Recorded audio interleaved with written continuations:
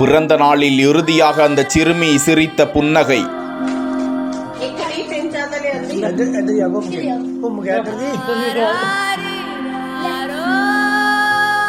அந்த தாய் தந்தையரின் ஒட்டுமொத்த மகிழ்ச்சி அனைத்தும் காற்றில் கரைந்து போன சோகம்.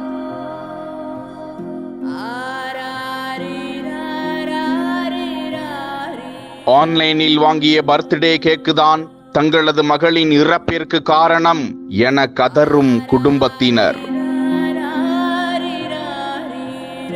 தலைமறைவான கேக் கடை உரிமையாளர் வலைவீசி தேடும் போலீஸ். எங்கு என்ன நடந்தது? பஞ்சாப் மாநிலம் பாட்டியாலாவை சேர்ந்த அந்த பெற்றோருக்கு மான்வி என்ற 10 வயது குழந்தை. அச்சிறுமிக்கு கடந்த 24ஆம் தேதி பிறந்த நாளாம். இரவு 7 மணிக்கு கேக் வெட்டி கொண்டாட தாய் உள்ளிட்ட உறவுகள் அந்த குழந்தைக்கு கேக் ஊட்டி விட்டு ஆசீர்வதித்து மகிழ்ச்சியோடு இருக்க, சிறிது நேரத்தில் எல்லாம் அந்த வீட்டில் கேக் சாப்பிட்ட அனைவருக்கும் வாந்தி மயக்கம் ஏற்பட்டு வாய் உலர்ந்து போனதாக கூறப்படுகிறது. அனைவரும் அங்குள்ள தனியார் மருத்துவமனைக்கு கொண்டு செல்லப்பட்ட நிலையில் சிகிச்சை பலனின்றி சிறுமி உயிரிழந்தார்.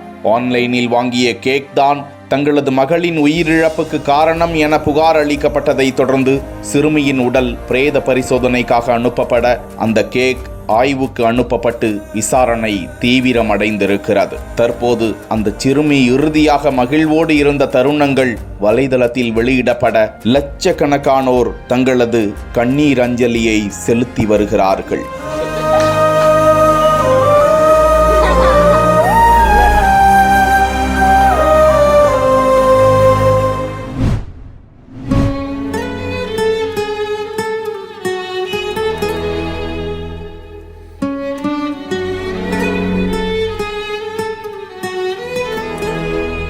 சென்னை ஆதம்பாக்கம் பகுதியை சேர்ந்தவர் 20 வயதான ஆகாஷ். இவருடைய நண்பரான 20 வயதான கௌஷிக்கோட சேலையூர்ல இருக்கக்கூடிய தனியார் கல்லூரிக்கு இவங்க போயிட்டு இருந்திருக்காங்க. அந்த கல்லூரியில 3ஆம் ஆண்டு பிகாம் படிச்சுட்டு வந்திருக்காங்க. இந்த சூழல்ல வழக்கம் போல இவங்க பல்லாவரம் மேம்பாலம் வழியா இருசக்கர வாகனத்துல போயிருந்திருக்காங்க. அப்போ போக்குவரத்து நெரிசல் ஏற்பட்டதால எதிர் திசையில இவங்க போனதா கூறப்படுது.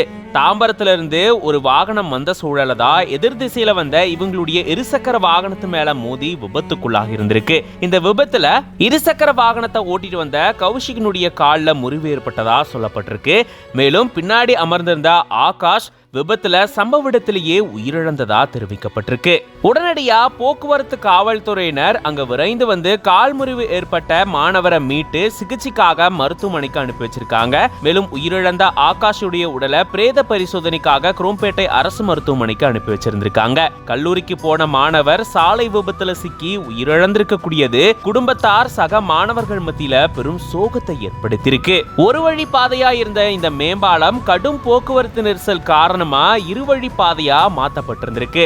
ஆனா முறையான தடுப்புகள் இல்லாததால இங்க அதிக அளவுல விபத்துகள் நடக்கிறதா அந்த பகுதி மக்கள் தெரிவிக்கிறாங்க. குறிப்பா கடந்த 30 நாட்கள்ல மட்டும் இங்க நடந்த விபத்துல 3 பேர் உயிரிழந்திருக்கிறதா தெரிவிக்கப்பட்டிருக்கு. இந்த சூழல்ல கல்லூரிக்கு போன மாணவர் வாகன விபத்துல சிக்கி உயிரிழந்திருக்க கூடியது பேரதிர்ச்சியை ஏற்படுத்தி இருக்கு.